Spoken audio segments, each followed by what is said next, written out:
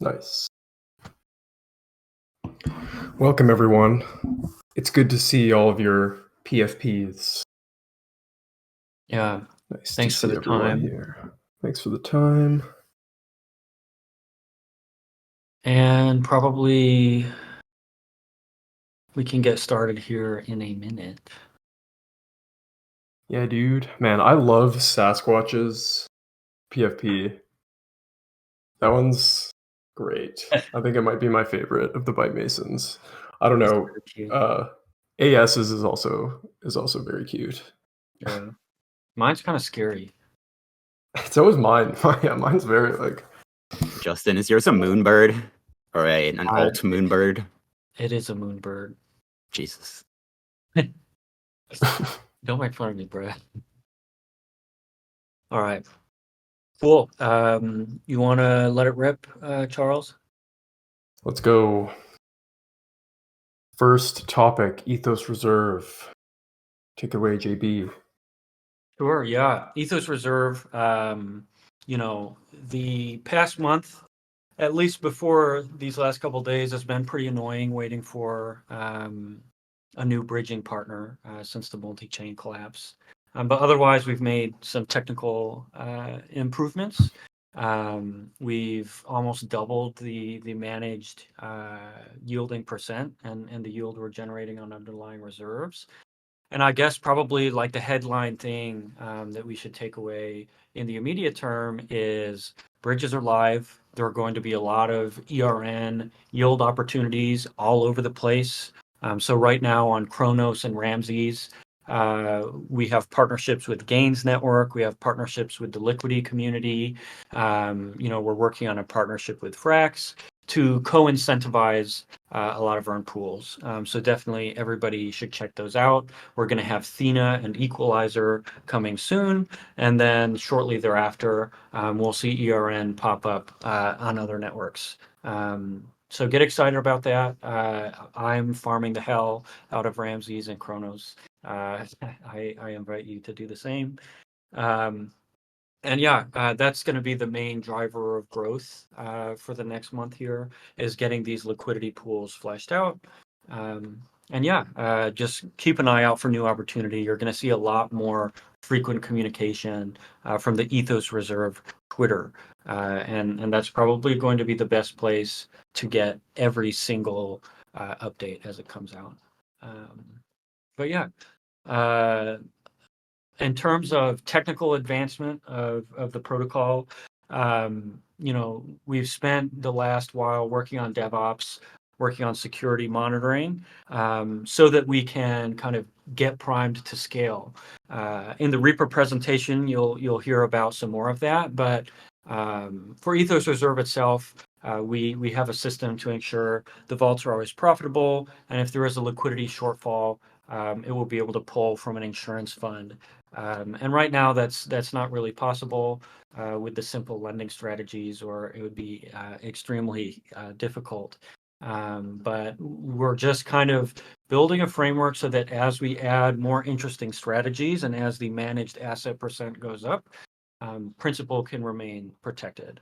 And I guess kind of the main takeaway here is, with this month waiting for multi-chain, we've specified V2 and started implementing it. And I think that's probably one of the cooler takeaways from this town hall is essentially we're building up the platform to provide better support for liquid staking tokens, provide more granular payoffs and incentives. Oh, look, it's right here. We're going to have a one-click leverage feature, which should be really nice and should make it really easy for these Steth depositors to utilize the platform. And then coming very, very soon, and I'll let Eidolon talk about this in the Reaper section, the staked ERN vault or the stability pool ERN vault has just finished its audit today. So we can look forward to that, and that will unlock a lot of things like a digit implementation of the stability pool vault. And it'll also unlock cross-chain Stern or staked earn or stability earn. We're kind of figuring out what the best title would be for it. But look forward to interest-bearing ERN all over the place. And we're working with lending partners. We're working with Oracle providers to hopefully get really robust support for it. And that will take us some time. But V2, a lot of the implementation is focused on hooks. We started it before Uniswap advertised their hooks, so I think we're maybe like 20% cooler. But we're building it so that it touches as little of the core logic as possible, so that we can be pretty fast to production. So we're working with some private auditors and some white hats to ensure that that rollout is relatively quick and secure. And I guess the main mechanical improvement we'll see, or the main, not mechanical, but improvement to ERN itself we'll see is, the main behavior with staked assets and liquid derivatives or liquid staking derivatives like wrap staked ETH is users are going to deposit, they're going to take out a US dollar loan, they're going to swap for more staked ETH and do it again and again and again. And an interesting thing about our platform, and especially the way we're building Ethos V2, and you can expect an article about the specification and design, is we can actually use that behavior as a mechanic to help ERN stay at $1. So two of the things we're adding are one, incentive pipeline so that we can incentivize individual collateral depositors in addition to ERN itself at the stability pool, which will allow us to balance liquidity types really well. And two, something as simple as debt limits, because the big problem with staked assets is people will often overlever, which could push ERN down below peg. So basically, we'll be increasing the debt limit for staked ETH as ERN floats above peg more and more. So it should act as a really nice balancing mechanism that won't require direct engagement with a market maker. But yeah, kind of technological growth is the name of the game right now, increasing the amount of yield we can generate and increasing the amount of markets we can touch on before we really start, pumping money in to market penetration. We're just working toward that stability point or that sustainability point rather that we've talked about. And yeah, I'll let Eidolon talk about that in the Reaper section a little more. But we can move on to the next section. Yeah. Hey, everyone. I'll be talking about Reaper. I'm Eidolon, one of the people on the Reaper team and a strategist. So first, I'm going to talk about some of the stuff that we've done over the past couple months and have pushed to production recently. So the most prominent, obvious thing are the multi-strat vaults on Phantom and Optimism. And those have now a couple different strategies involving Granary and Sun mostly, but they will be expanded to more and more strategies soon. Another big thing, thanks to Sasquatch and Crypto North, is the Reaper front-end overhaul, which we just made it a much more cleaner, modern, and more generally appealing look, so that we're not as stuck in the Phantom look, as well as adding more stats and harvest graphs for the multi-strats to make sure our users can better understand what's going on. Another big thing that we've very recently done in our newest strategies is this universal swap router, which is like an external router for all of our strategies. And we hadn't done this previously for a number of reasons, because it just wasn't necessary. And on L1s, external calls are a significant gas add, whereas on L2s, external calls are often, the L2 gas fee as a whole is just not much of an issue compared to the L1 fee. So a 3% more L2 fee is not very significant and allows us to scale a lot more, as well as use more creative LST and LP strategies. And then the last thing that we've done is really spent a ton of time. I did this one on the simulation leverage bot. So in the past, we've had more simple leverage bots, but we've put a lot of time into this one to make sure that it can scale to a variety of different protocols and situations, as well as in edge cases, which we're increasingly seeing where our vault or our strategy may be a really large portion of a lending protocol's reserve. So we might change the interest rates And the simulation bot can like take into account all of that and fork mainnet and basically like see which leverage level is the best at any given time. So it's a pretty big improvement, and maybe you'll notice some of the granary leverage strategies doing really well right now. Yeah, I mean, I guess I'll piggyback on this and saying this is the infrastructure that allows us to reduce the risk of basically all of our L2 strategies.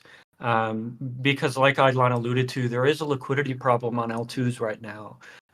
You're not seeing the same liquidity we saw in 2021. We're not seeing the same liquidity that we see on mainnet. So in order to ensure principal is protected and that we can actually get creative with a lot of these yield strategies, things like the universal swap router and the simulation-based leverage bot were absolute necessities. And we think this puts us in a really fabulous position for growing Reaper on L2 networks. Yep. So next I'm going to talk about a few things that we're releasing very soon.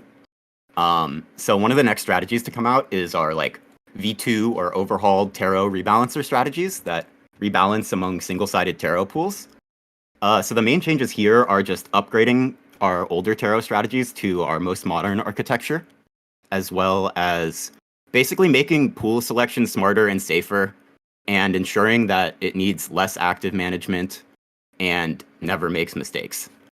Another big like automation project that we've been working on is the VE Voter Vault, and we've been collaborating with RoboLabs, the people who made RoboVault, and have since transitioned into an infra company. And basically, this is just making our VE voter a lot more automated and just require much less maintenance so that our devs have more time and everyone still gets optimal or even more optimal yield. And then another thing that we're releasing very soon, our multi-strats are coming to Arbitrum. Expect granary strategies first, followed by a number of other things. And next, I'm going to talk about a few further out projects.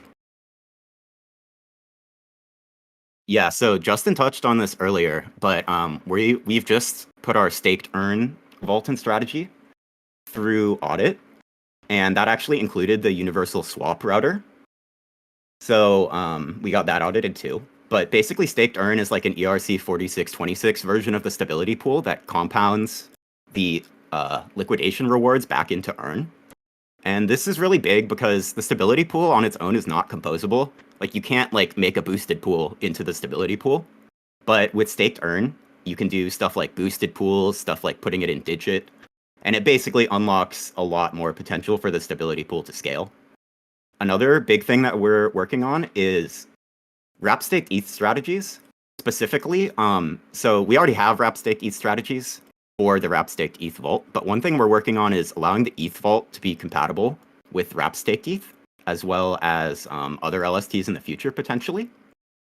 And this is just really big because wrap staked ETH just creates like a base rate of yield for ETH.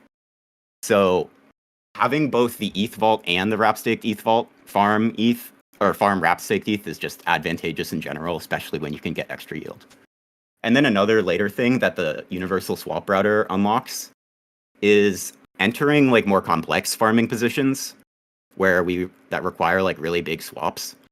So for example, entering like an LP position to farm, and the best example of this is probably like imagine an ETH multi-strat that farms like an ETH wrap staked ETH LP on Aura or Convex or maybe even later like UniV3. So this just like allows our ETH strategies to scale a ton, and it's just extremely it just unlocks so much more yield that we can tap into. It lets us tap into almost any major protocol that uses these assets.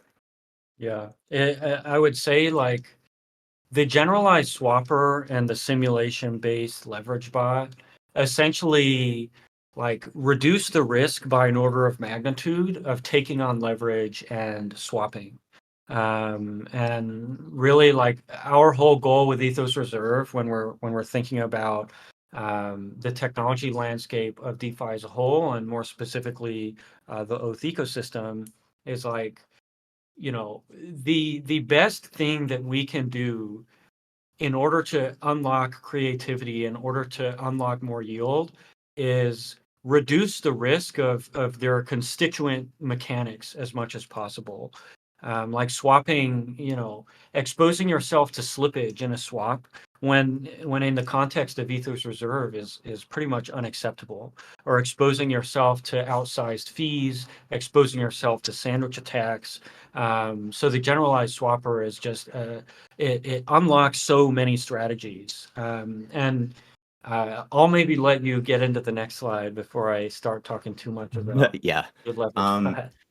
So here's like a few other things that are so obviously like the leveraging and swapper are really good for scaling Ethos, and you'll see more strategies take advantage of those over the coming months. Another really big project that will probably be slightly longer term are metavolt strategies, is what we're calling it for now. But basically, this will allow us to regulate yield across different asset types. So imagine like you're on a chain where wrapped Bitcoin yield is really bad, but say like ETH or USDT yield is really good. A wrapped Bitcoin vault could go to a lending market, deposit the Bitcoin in the strategy as collateral, borrow a different asset, and then deposit that asset into a vault that farms that asset. And this is a lot more complicated because, I mean, you're doing a lot of big asset shifts and you have to manage your liquidation levels, but it also really allows us to like take advantage of wrapped staked ETH yield, especially because the base rate of wrapped staked ETH is really high, and it's just better than the rates of a lot of other assets a lot of the time. So this kind of allows us to get almost as good yields on assets with bad yields as the assets with the best yields.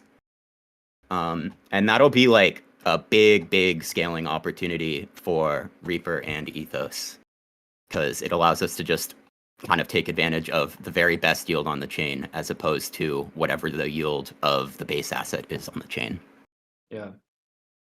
It's absolutely dope. And Eidolon worked really hard on the leverage bot, trying to move mountains, battling against the kind of low liquidity volatility of lending markets. And, a lot of people take for granted the DevOps work that goes into something like Reaper. So it really is amazing. The technology we've developed so that we can be on these L2 networks and produce products that are as efficient in these low liquidity environments as we might accept or expect mainnet products to be. So really, this infrastructure unlocks so much innovation that we're going to be seeing in the next 6 months here, and I'm really proud of the Reaper team for pulling it off. Yeah, shout out. You guys have been going crazy. It's like wild amount of progress in like a short amount of time. Yeah, it is the boring stuff. So I'm glad we get a time in front of people to talk about it, because really you look at a Reaper and your average takeaway is going to be, you just press button, vault gets produced. But a lot of the scaling challenges come with DevOps and come off chain and come in the scaling infrastructure that really unlocks our team's potential. So extremely dope times a million. But yeah, we can probably move on to the next section, which I think Andrew is going to take away from us. Oh, all right. I'm excited for this one. Are you ready, everybody? Are you glued to your computers right now? Boom. Yes. Finally. It's been in the works for a long time, but we're really excited that we're actually going to be launching Oath Governance very soon. Today, we're going to be announcing the release of our forum that we're going to be using for governance, and also the governance spec that I would hope you guys would take a second to review, check, and provide feedback for. We really want to get things right, but we need your input to do so. So before I launch in, Charles and Beavis, I kind of get long-winded on governance, so please just stop me if I keep going. Sure. Yeah. We have a lot of. You're asking Beavis to stop you from being long-winded. Yeah. I mean, I'll preface all of this with saying that, in the same way the technical improvements the Reaper team has made unlock a lot of the creativity and potential on the technical end, governance unlocks an insane amount of potential on the administrative end. And historically, we've been extremely off risk and extremely careful. And while we'll continue to do so, what governance and what decentralization allows us is the ability to consider options that we historically haven't been able to consider when it comes to tokenomics, when it comes to things as simple as a geofence. And now we can, through governance, make decisions that reflect the community as opposed to those that reflect our most conservative assumptions about compliance, regulation, and the future of the industry. So with that, Andrew, please take it away. Okay. Thanks, guys. So I think we should preface this with the fact that we're going to be moving towards full oath decentralization in 2 phases. This first phase is going to be a little bit more of like a trial period. I mean, it's going to be full governance, but we're really setting the stage for phase 2, which will be full community-led decentralized governance, right? So for phase 1, we're going to be holding what's called the GPRC, the Governance Proposal Review Committee. It's going to be comprised of 4 oath contributors, current contributors, and then 2 nominated community members. And then we're going to be reviewing proposals and really acting as the first line filter for proposals that are trying to work their way through the oath ecosystem. We're not entirely sure what all we're going to see, but we're kind of putting safe mode on for phase 1, and then we're going to be turning things loose in phase 2. So the GPRC really acts as that filter and to make sure things align with our community vision or our values. So anyway, so I think we can probably announce the fact that Charles and UV, or formerly Kickflip, are going to be serving as our first community member delegates. All the team members here really think that they represent the values that we hold as Byte Masons, and will be integral to keeping us aligned with the community moving forward. So yeah, really congratulations, guys. They've put in a lot of hard work, and we really, really, really appreciate all that they do. Okay, so moving on to what does it mean to be a delegate? We're holding delegates to a very high standard, right? So we have certain requirements laid out in our spec on the forum, but I've listed a few of them here. We're going to be meeting at least once a month to review proposals. We're going to be serving about a 6-month term. And we're also going to be, holding attendance requirements and making sure that all the delegates are actively involved in governance, making sure that they're doing what they have to do. And I added this little tagline at the bottom just to say, if any delegates fail to live up to their standard, they will be removed and replaced, right? So we're trying to hold things in the right direction and move things along in a way that makes sense for everyone. Okay, we can go ahead and move on to the next slide. So what exactly are we going to be, evaluating? Currently, we have 5 different governance proposal types, and I've got them listed out here. You may notice, the one in the middle that says gauge votes. Now, that's not currently applicable to any of our software, but if we implement gauges, we're going to have a way to direct and distribute oath emissions. So just putting that out there that, all of this is kind of subject to change, but this is what we got currently planned. So we're going to be using Snapshot as our main voting mechanism.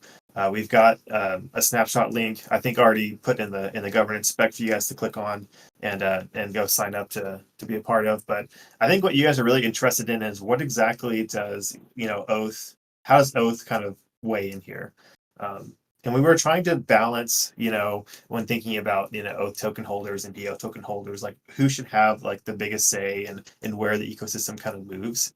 And right now we picked oath having a 1x voting power and B oath holding a little bit higher 1.5x voting powers, because they are actively contributing to the oath ecosystem. They don't just hold the token, right? They're using either Ethos Reserve, or they're providing liquidity Beethoven X or other places. And I think that they should have a higher kind of say in governance proposals and where the ecosystem is moving. Okay, so yeah, also in phase 1, we have what's called the minimum implementation threshold. Now, this is the quorum that a proposal needs to meet when going through, the voting process on Snapshot. right now we have that set at 5% of the circulating supply. I think we'll easily be able to hit that, but any of these variables that we have in here can be changed via a governance proposal. So just putting that out there. The MIT does change in phase 2 to a little bit higher of the threshold, but yeah, I guess we can go ahead and say I think right now it's at 10% of the circulating supply. When we're moving from safe mode to full decentralized governance in phase 2, I think it makes sense to up the limit or up the threshold for a proposal to make its way all the way toward implementation, right? So we moved from 5% to 10%, and we added some other requirements here for a proposal to pass. I think the biggest one being that for a proposal in phase 2, we're going to be implementing a second requirement that we have to have a minimum number of active voters for a proposal to pass. Now, that seems kind of strange, but I think if you think about it, it makes a lot of sense in that you really have to align the community behind a proposal to get it to the point where it can pass, right? I think that's kind of cool. That's a little change to what we've currently seen in governance, and having one whale with 10 million tokens voting one direction doesn't really make sense when you have 10,000 users, right? So we're trying to change how governance is pushing forward in the right direction a little bit. I think this is a good way that we can at least try that. So yeah, I think I'm really excited about governance. I have a lot more I can kind of say about it, but please go read our governance spec on the forum. It's forum.oath.eco. You guys can go sign up and kind of poke around. It's still in, I would say, bootstrapping mode, but yeah, welcome any feedback on the site on the governance spec. And yeah, we're gonna be pushing forward very soon. So yeah, let me know if you guys have any questions, but I'm really excited to kind of pushing this forward. Dope. Hell yeah, that was awesome. Dude, freaking very exciting. I'm super excited, man. I really want the community to weigh in, and have a voice, right? And this is one way that we can all align and work towards, pushing the Oath ecosystem forward together. So I'm super excited. I've been working on this for a very long time. So seeing it finally released is really, really awesome. Yeah, and the oath.eco website will be done soon as well. So right now, the forum is hosted there, and we'll see a full site which will house a lot of data, house a lot of documentation, house a lot of articles about all the projects and the administration of the ecosystem. So it's going to be a long road, and the thing is, there's going to be a lot of trial and error, especially during this first phase. Because we don't have a lot of massive market makers or whatever, we look at something like Aave, something like Optimism, their minimum implementation threshold or equivalent is around 2 or 3%. So we may see us bumping up against this 5% or this 10% and having trouble reaching quorum. And that's where a lot of the sensitivity is going to lie. And where we're going to be working is just ensuring that by the time we get to phase 2 and full decentralization, that we have enough data about engagement and about voting that we can have the absolute best possible decentralized governance. And also we want to make it fun and high impact. One of the first things I'm going to do is propose a framework for evaluation of tokenomics that we can potentially use to overhaul Oath and beyond. And as far as grants, funding, if you've ever wanted to build a project on top of any of our software, governance will be where you can get support from team members, whether it be engineering support, advisory, business support, or co-incentivization support. And that will go through the community and hopefully we can have some good discussion on the forums. Definitely make an account and feel free to comment on the governance specification, which is going to be right on the homepage. Mm-hmm. And everybody give your biggest props to AS. He's been working on this for a long time. And it's exciting to see it come to fruition. And big step forward for the Oath community. And yeah, Mara asked from DeFi Dojo a question that Samson just answered in the chat. So yeah, check out the Yeah, keep reading the so chat.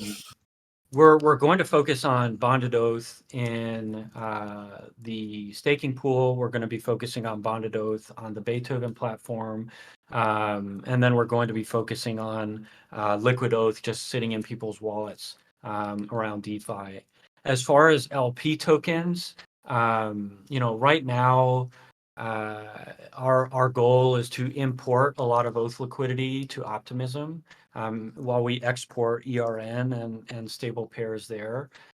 So that's something that's under active consideration. Exactly how we weight different LPs, because they all have vastly different risk profiles, is another question. So that will probably be a discussion point as we push through this first phase. Yeah, I agree. And we talked about LPs a lot, and the fact that pools change a lot would make tracking specific LPs a little challenging. We might need to have a little more stability in the oath pools that are out there before you would consider that. Just my opinion. Our biggest goal with tokenomics right now, especially with governance being, governance is going to slow down a lot of the decision making, and I think there are a lot of positives to be found there. So if we can think about it like, our goal with governance is to create a system that will scale with time and that can maintain itself, instead of ecosystem administrators having to just move toward the best yields and ensure we're getting the most efficient XYZ. We just want very standard, simple expectations. And yeah, the advantage of bonded oath, you have the 1.5% voting power, you have the staking pool rewards, and then you'll see in some of the tokenomics proposals that I put forth in the next month here, we have a lot of really cool plans for bonded oath. And we really want to rally the community around bonded oath as a core mechanism of the ecosystem. And we'll probably see cross-chain bonded oath. We'll probably be doing a lot of stuff that we see now with us exporting long tail tokens and importing oath tokens to OP. So it is an open discussion, and I invite the whole DeFi Dojo gang to take part. I would really love to craft proposals with you. And I know you guys are the tad researchers that we all wish we could be. So very pumped. And on the topic of efficiency and chasing the best efficiency, I think you've got this next presentation, Charles, with your Bribe project. Yeah, hell yeah. So I have a little presentation for y'all. Over the past couple weeks, I've been collecting some data on our relationships with our partner Solidly Model AMMs.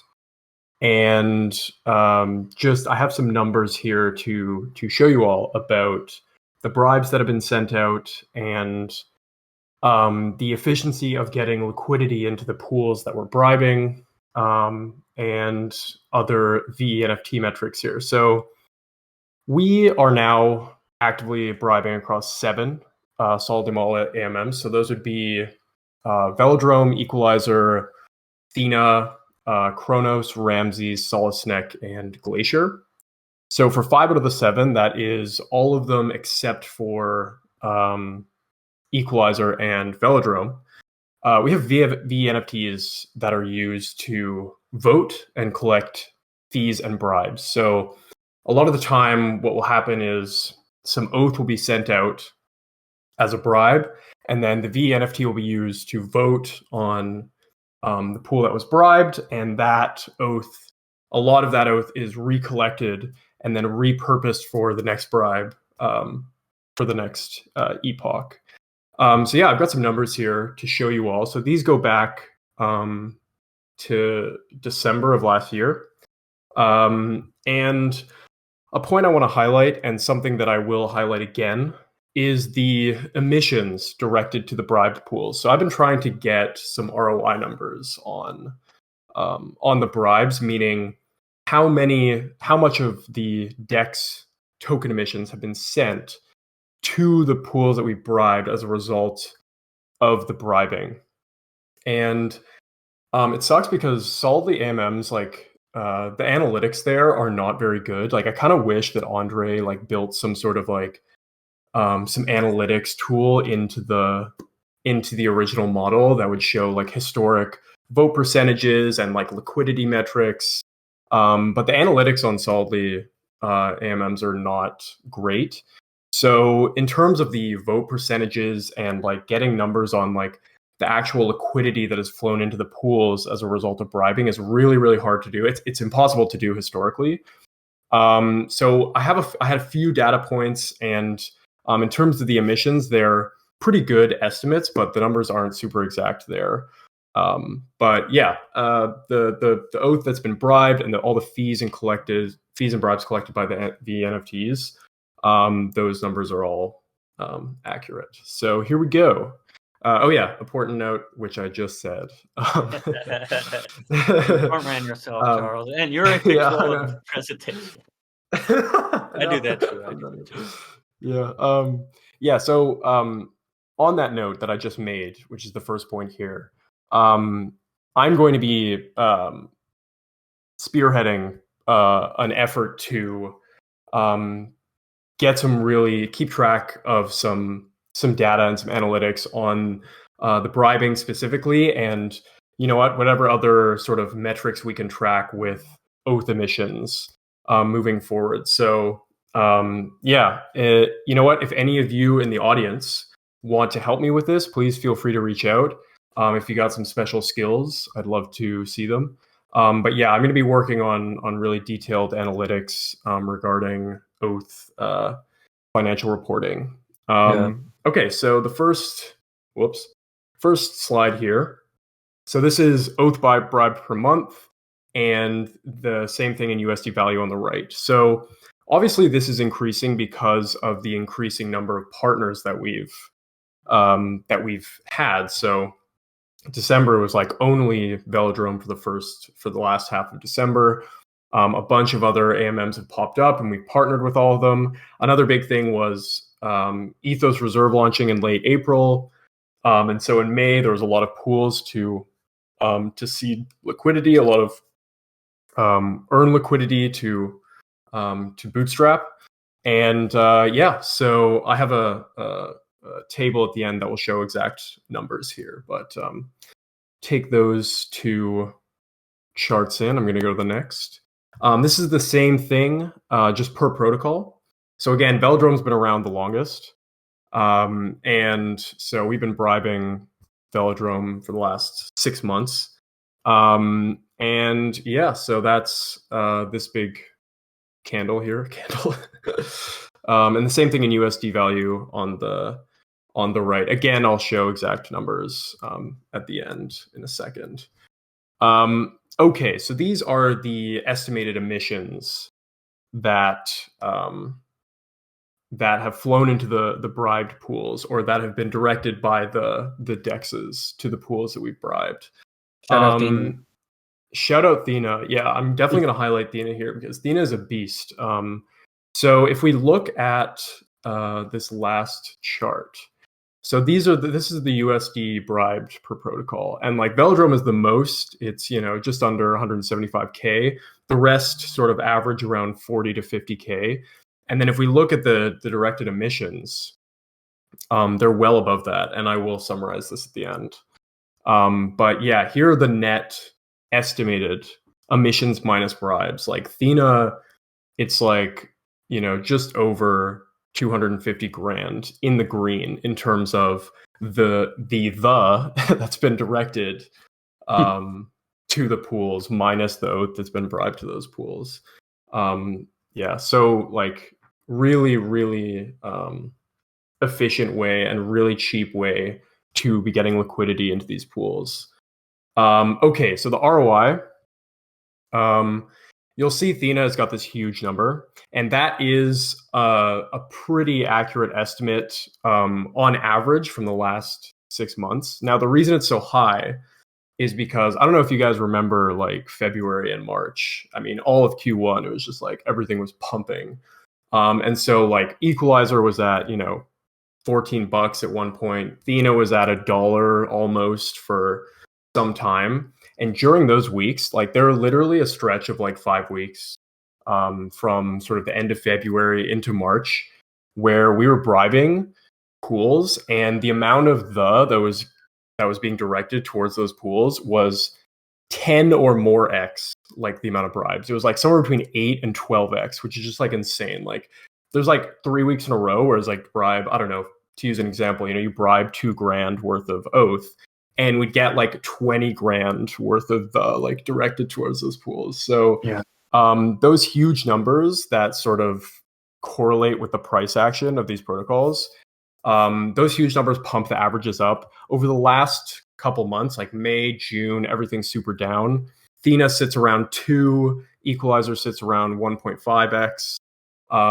So more along the other protocols lines here. But yeah, obviously these numbers sort of oscillate with the prices that go up and down. If everything's pumping, then the emissions you're getting are going to be worth a lot more. But yeah, shout out Athena. Athena's beast, and extremely profitable for their partner protocols. Okay, so this is VeNFT. These are VeNFT metrics. So like I said, these are the 5 VeNFTs that we hold. And this is just the fees and bribes collected from voting using the VeNFTs. Ramsey's been really good. We have a pretty large Ramsey's position. And yeah, I really want to hammer the point home that, like, okay, when you bribe, when Oath is bribed, it's not like Oath is like minted and then just like bribed to the pool. It's like it's taken from the treasury, and then the following week, like we'll bribe a pool and then vote on that pool and collect a lot of the Oath back that we bribed the previous epoch. And so that Oath is just like recycled to bribe the next week. I hope that makes sense. But it's like basically bribing, voting, collecting a lot of the Oath back, and then bribing again with the Oath that was collected. So these are pretty good numbers. I have a table summary here. So in the last 6 months, since December 2022, total Oath bribed amounting to this many dollars. The price was taken at the time of the bribe. VeNFT revenue in total, so over $100,000 collected from the votes. Estimated pool emissions. This is like only a few data points that I had at my disposal, but it'll range somewhere between $800,000 and $1 million.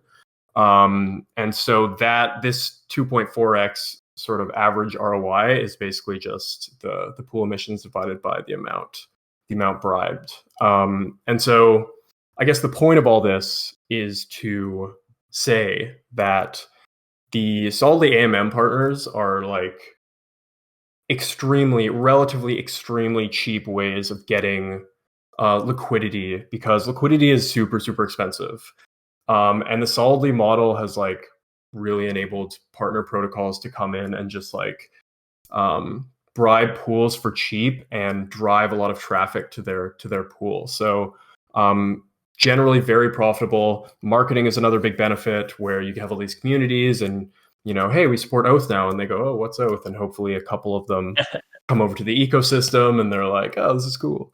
And again, just hammering that home, their estimates for the emission numbers, and moving forward, the analytics on bribe efficiency and whatever else, just in analytics in general, are going to get a lot more detailed and a lot more robust. So expect more of this moving forward. So thanks y'all. And if you have any questions for me, go ahead, Beavis. A cool thing is Dune Analytics has been making some really huge improvements to their platform in the past 4 to 6 months. And it's going to facilitate a lot of this opaqueness being like totally eliminated. So we've been training up our team members on becoming Dune masters. Expect a lot more Dune. Hopefully they develop a good SDK to actually surface their dashboards in our apps. So we don't need to send people to their website, even though it's okay. But yeah, I mean, I guess the moral of the story here is, with about 0.66% of the total supply of oath emitted over 6 months, we've been able to attract thousands of new users, thousands of new ecosystem participants in a way that ultimately for the oath community has been extremely profitable, at a very minimal cost. So, I'd like to give a huge thank you to all of our partners in Ramses, in Thena, in Kronos, in Glacier, and Solosnick, and Velodrome. And we're going to keep looking to stay on the cutting edge, of liquidity management. And, Solidly has played a really massive part in that. So shout out Andre Cronje, 2 steps ahead of us, as per usual. But yeah, it's been really a fabulous journey these past 6 months. Yeah, shout out to Charles, Samson, LD, I guess myself for taking this on and really kind of, I think, making it it's so awesome. much work. It's so much freaking work. And I Yeah, pawned it off yeah. on them. But yeah, really lovely. Yeah, and I'm sure some other people in the space are working on. I'm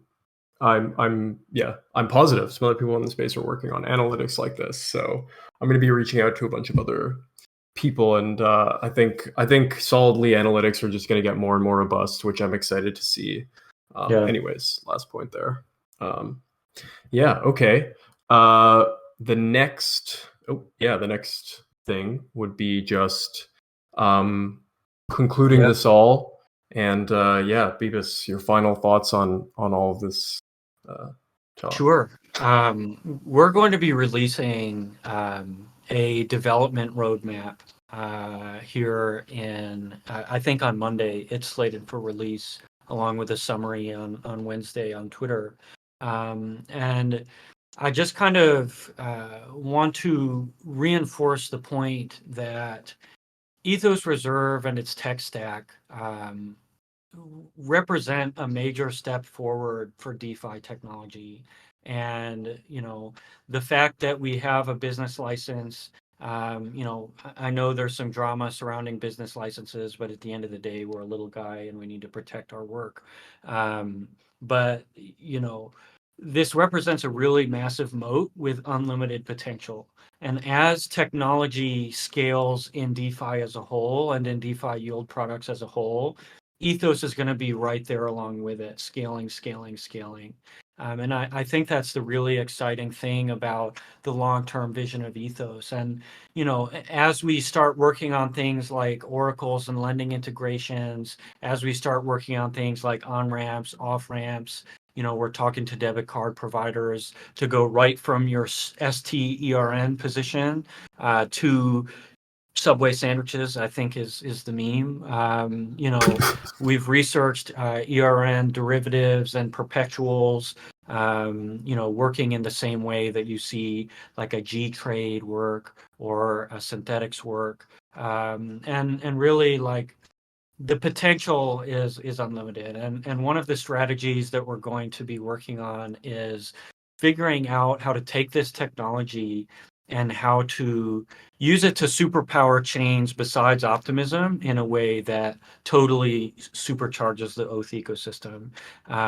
So we've seen that liquidity fragmentation makes growth a big challenge, but the one thing we're better at than I think almost any other team is being able to deliver on the tech and being able to safely and securely implement these novel technologies. So, I'm not going to delve too deep until the article on Monday, but we're going to be trying to really expand the ecosystem and figure out ways to drive as much value to Oath as possible so that we can actually scale governance.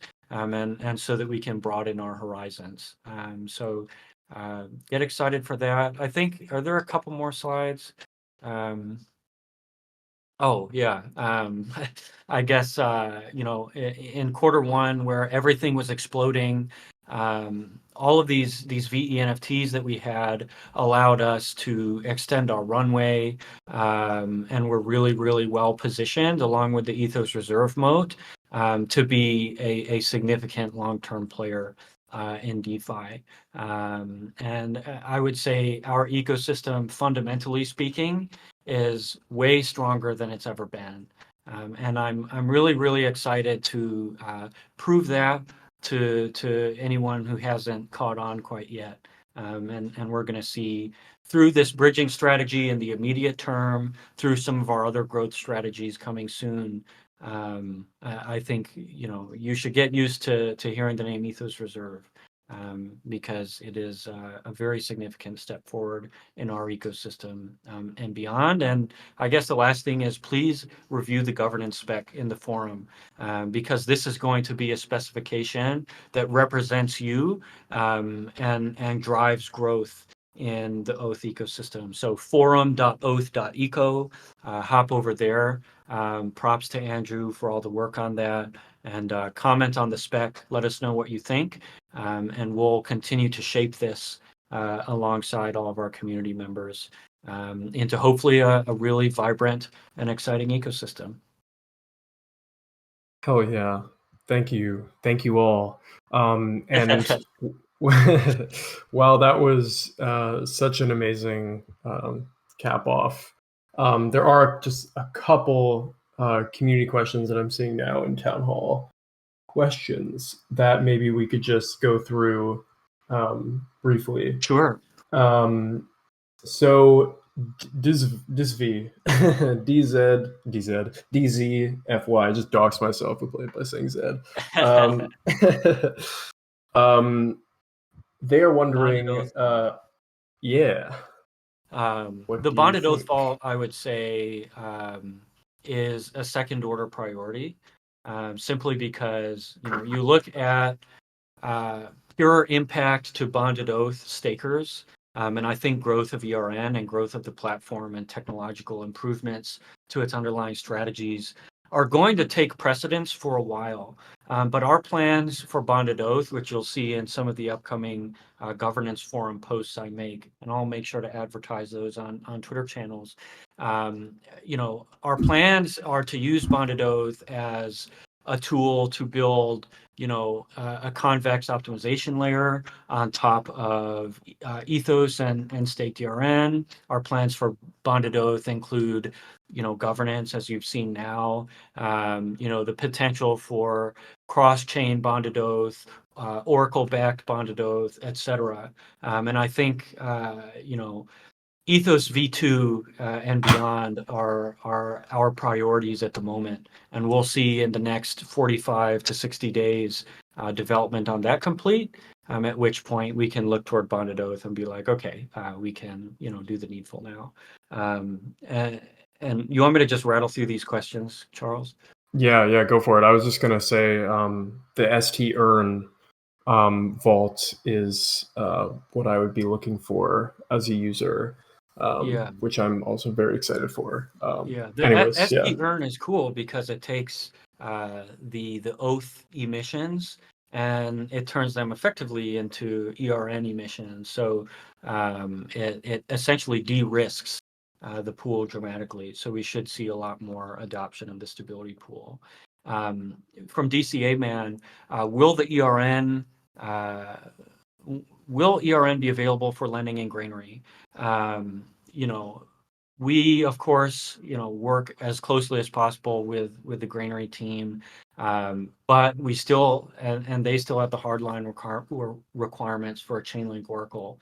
So we'll probably see ERN lending pop up elsewhere before it pops up on Granary.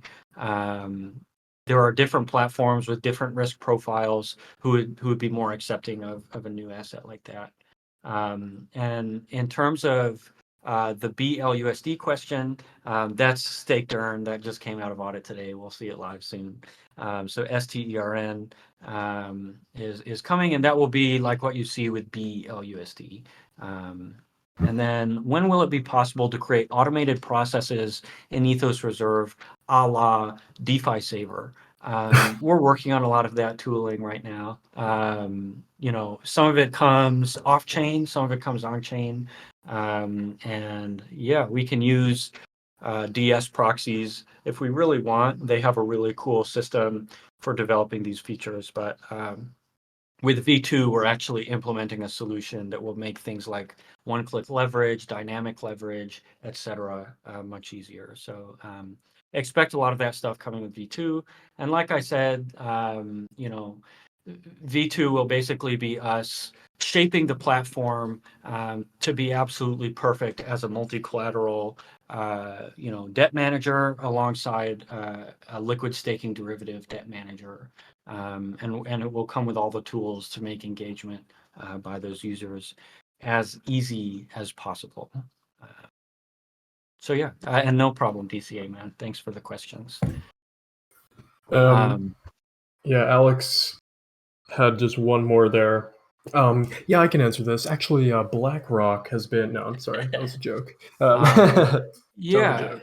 in terms of TradFi interest, I think at this stage we're less looking for TradFi interest and more looking for crypto native liquid fund interest. So crypto friendly hedge funds are really who we're targeting right now. And kind of the universal response is, one, we want more time in the market.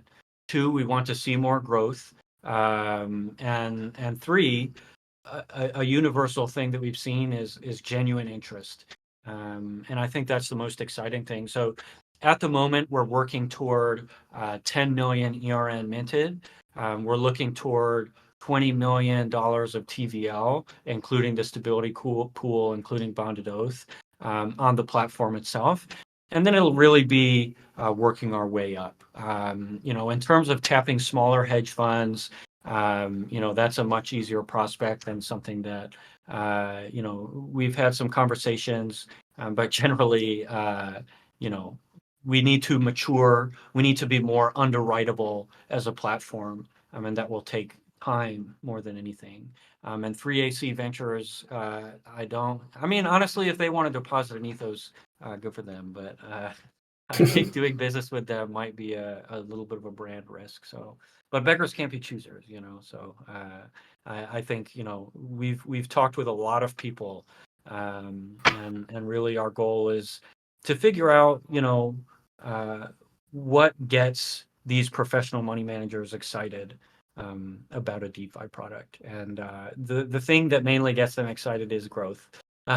Growth and underwritable risk profiles, which are two things that are works in progress at the moment. Hell yeah. Yeah, guys, that is what we had for you today. Thank you, everybody, for tuning in. I love you all. Thanks for your time. Really lovely as always. You take your time out of your day just as we do ours. So I hope you enjoyed the alpha. We'll be exploring a lot of the concepts touched on in this town hall in future articles. Now that a lot of the technical specification and biz dev stuff, has been ironed out this past month. There's going to be a strong focus on communication and on marketing and on ensuring that people know what the hell Ethos Reserve Note is. So if you want to help us out, tell your friends about ERN, about how it works. Taking novel technology to market is a huge uphill battle. And the more help we can get from community members is awesome. So thanks again for coming. We're going to end it now, and we'll go ahead and get the recording up as soon as possible. And hopefully we'll be able to chop up the video into something that's good. So take care, everybody. I hope you all have a lovely rest of your day. And I don't even know how to end the event. Oh, yeah. Well, I'll just sit here until our computers die and then... Yeah. All right. Well, I'm going to leave, and I'm going to, in the meantime, figure out how to end an event. So goodbye, everyone. Thanks, guys. See you guys.